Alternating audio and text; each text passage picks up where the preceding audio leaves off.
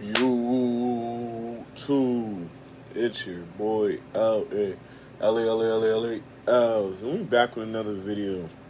Today we got YP14 documentary. So basically, we're just gonna tune into YP and learn about YP's life, his facts, and his rap and shit. You feel me? But with that being said, you already know what to do. Smash the like button, comment for a recommendation I want to see or hear. Comment how I feel about the reaction. Most importantly, but subscribe and ring the bell. Shout out my post notification gang. If you're not part of post notification gang, then nigga, we're not gang, you feel me?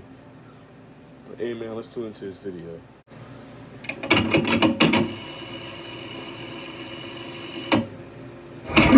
She's a must. I know my dick is a bust.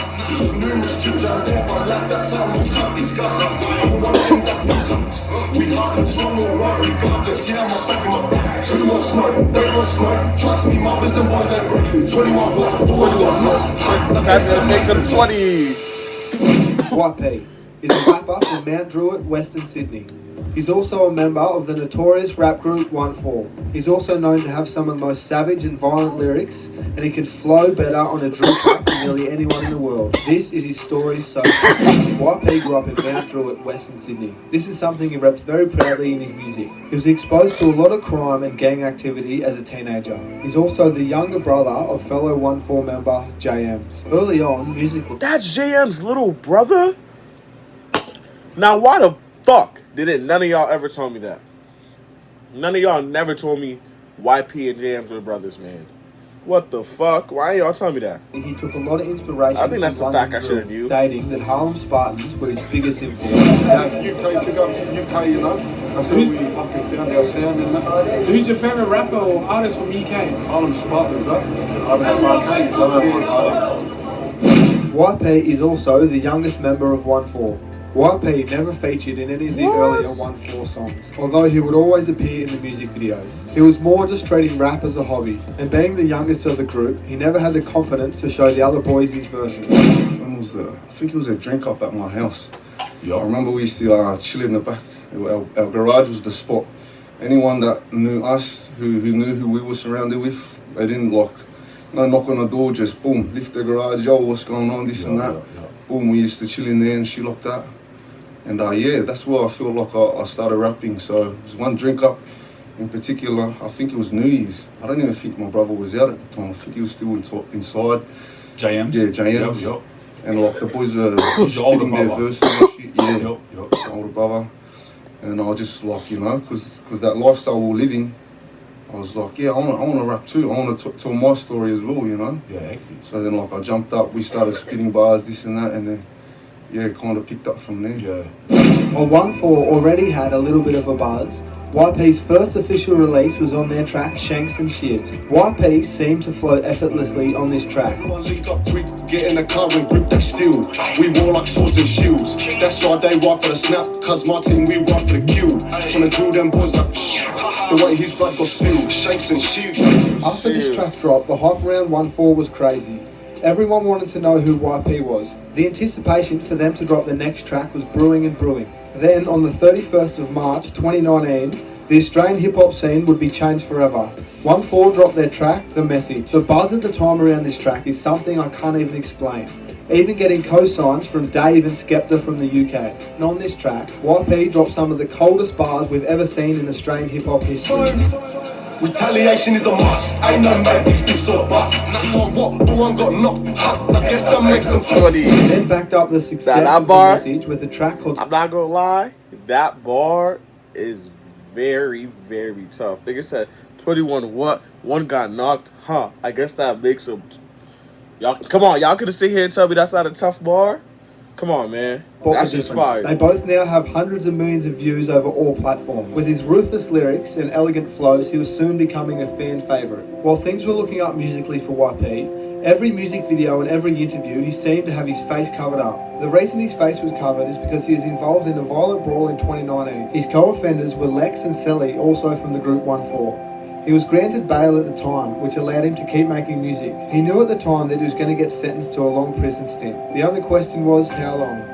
I had a couple cases going at the time. And so like, for me to be in front of the screen, it was very uncomfortable. So I just said, look bro, look, from a law perspective and shit like that, I can't have my face up there, you know? Yeah. And then that's solely why I was wearing that mask at the time. Yo.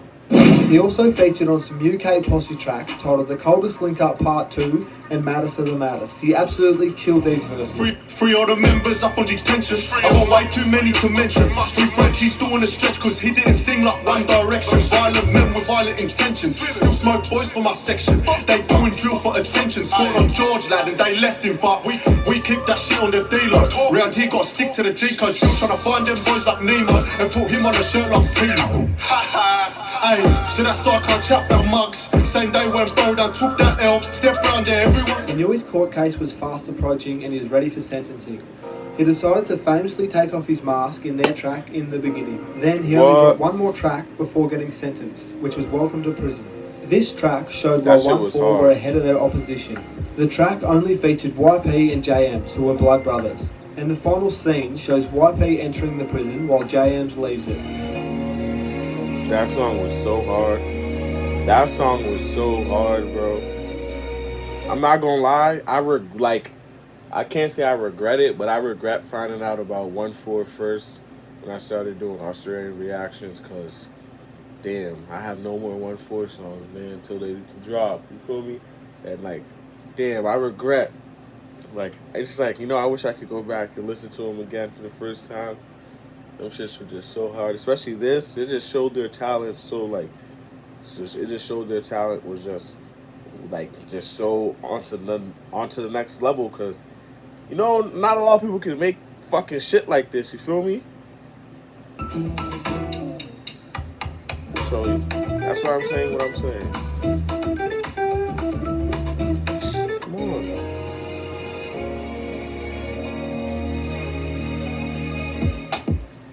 While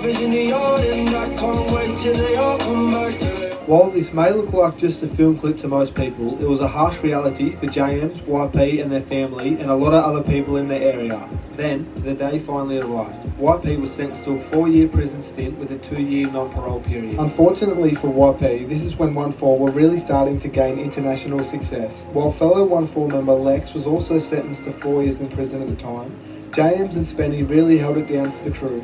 While YP was locked up, he missed out on a lot of success. He missed out on collaborating on tracks with the likes of ASAP Ferg, Heady One, Stormzy, AJ Tracy and Dutchavelli.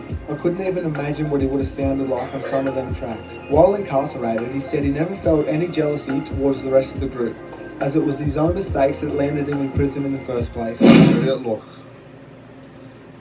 was all happy for them, bro, because like, you know how it is, growing up, you're always trying to like make a hustle, this and that. So you're always respecting like a hustle, so, like, especially if it's my brothers, bro. I can't hate on that. I'm not gonna like kind of like sit and think, bro, that should be me. Like, why they, you know, going and doing that? So like, for me, seeing it from like the outsider's perspective, it was like, fuck yeah, you know, my brothers are doing their thing. I just hope that when I do get out, the platform, the wave's still going, that we can, like, I can still make music, you know, and I can still make my earnings, shit like that. Ultimately, while YP was locked up, it had fans itching for him to return home. Then, in early December 2021, YP was finally released from prison. This had 1-4 fans ecstatic, and they couldn't wait for YP to return on a track. He didn't keep fans waiting long at all. In early February, he dropped his debut solo track titled Out of Sight. The song racked up millions and millions of views in just a couple of weeks. Throughout the song, YP touches on some personal issues and some past mistakes. For example, not seeing his sisters grow up and coming out and one of his friends not being around anymore. Since being released, he also jumped on Spanion's podcast, The Search, where he talks about learning from his past mistakes, being a good role model, and not being the person that he once was. 1-4 has also released 2 more tracks since YP's been released, titled Cruise Control and Cap. YP picked up exactly where he left off and didn't miss a beat. I think why YP is a fan favourite is because you can hear the realness and conviction in his voice. I think I can speak on behalf of all 1-4 fans. We're glad to have YP back and we can't wait to see what he brings us in the future. This has been the story so far by Desired Osman. YP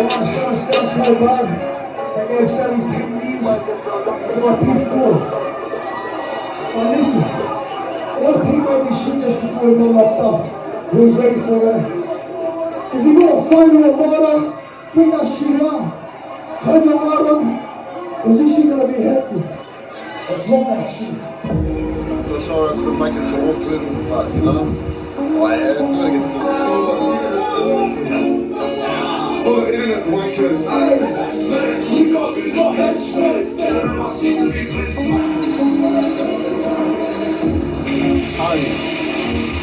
Mama always said, pray for the best, expect the worst. Don't make promises if you go back and you work. If you're doing it wrong, you don't be willing to work. Did it search about the dogs, you gotta get to it first. See, I grew up in church, but I had devils in my ears saying fuck it, controlling my young mind like a puppet. Had me skipping school, dishing saddies in the alley as a youngin'. Never a boss, bro, I was running. Never a boss, bro, I was running. Let's go. Another good video by my boy Desired Awesome Rap. But no funny shit. Glad to see YP's out and doing better, you feel me? I just need him to drop more music. Him, his brothers, and his friends, you feel me? Y'all need to drop some damn music, you feel me? Get more consistent. Goddamn. But other than that, I'm happy to see bros out, you feel me? Hopefully he stays on the right track and he keeps becoming an influence and keeps doing the right thing to get himself out the hood furthermore, you feel me? And not get back in the jail. But with that being said, one love, peace to y'all. Make sure y'all do smart decisions and stay out the streets. Go ahead and smash the like button. Comment on a recommendation I want to see or hear. Comment how I feel about the reaction. Most importantly, best subscribe and ring the bell. Shout out my post notification gang. If you're not part of post notification gang, then bitch, you're not gang, you feel me? But it's your boy, LAElsTv.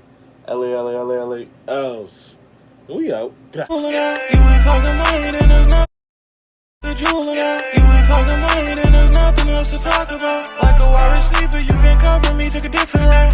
Yeah, my money longer, yeah, like I'm Lil Uzi. Met that bitch last night, she see my chain, she turned right to a groupie. Took her back to the crib, I ain't a director, but we made a movie. Too much money can't fit in my purple jeans.